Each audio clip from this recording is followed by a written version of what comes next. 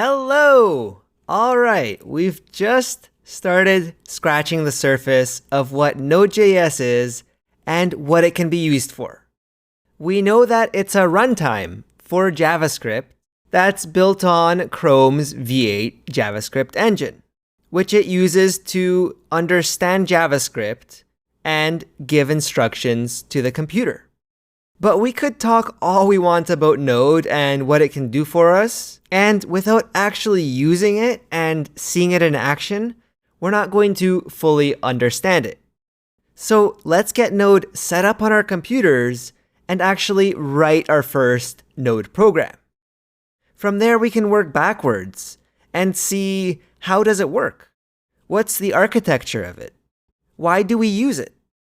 And really dive deep into what Node is underneath it all. If we go to the official Node.js website at nodejs.org, in our browser, we're immediately shown two download options for our operating system. The browser is detecting which operating system we're using and giving us the two best options. We now have a choice between the LTS version and the current version. You see, Node.js has been around for quite a while, but it's still changing. It's still being updated and getting better. If you wanted to stay with the latest, greatest features and updates, with a slightly larger risk of more bugs and instability, you can go for the current active version here, whatever it is when you're watching this video. But you can see that the recommended version for most users over here is the LTS, or long-term support version of Node. This means that the Node developers are guaranteeing that they will maintain and support this version of Node for longer than the active version. So if we're working with real-life production systems, we want the extra stability and guarantees that we get with a long-term support version. And because of that, for this course, I recommend this LTS version right here. We can also go to the downloads page and see that there are plenty of options here to install Node for every operating system. There's installers for Windows and Mac OS. There's Linux binaries and an option to install from source code.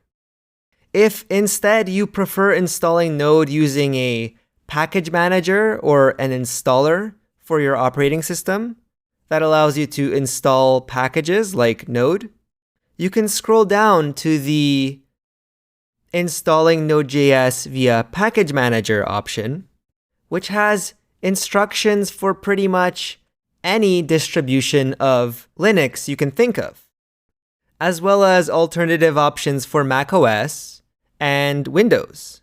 For example, using Homebrew for Mac OS, or using a package manager like Chocolatey or Scoop for Windows over here. Finally, there's this option over here to install using NVM, or the Node Version Manager, which is a program that allows you to have multiple versions of Node installed at the same time and switch back and forth between them.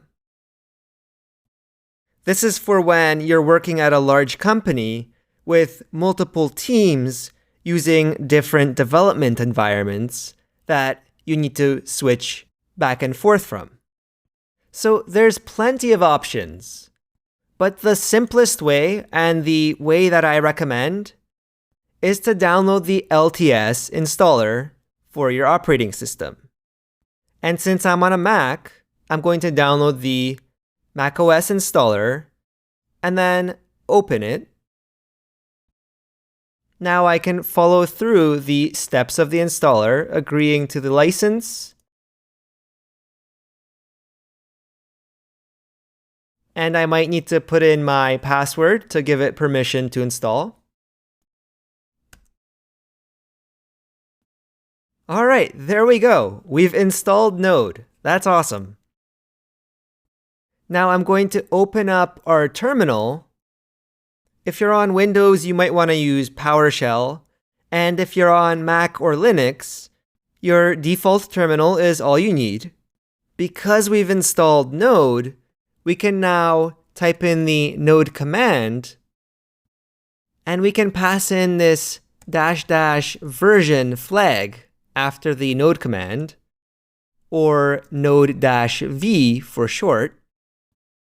And if the version of Node that we get back that's been installed on our system matches the version that we selected from the website, we're good to go. We can also run Node without the version flag and type in some JavaScript code, like 2 + 2 or woo plus who, and it will be executed by the Node.js runtime. Now we could exit from Node by typing .exit and pressing enter, or by pressing Ctrl+C twice, which will put us back into our terminal. Awesome. So let's get Node installed and start diving into the fun stuff. I'll see you in the next video.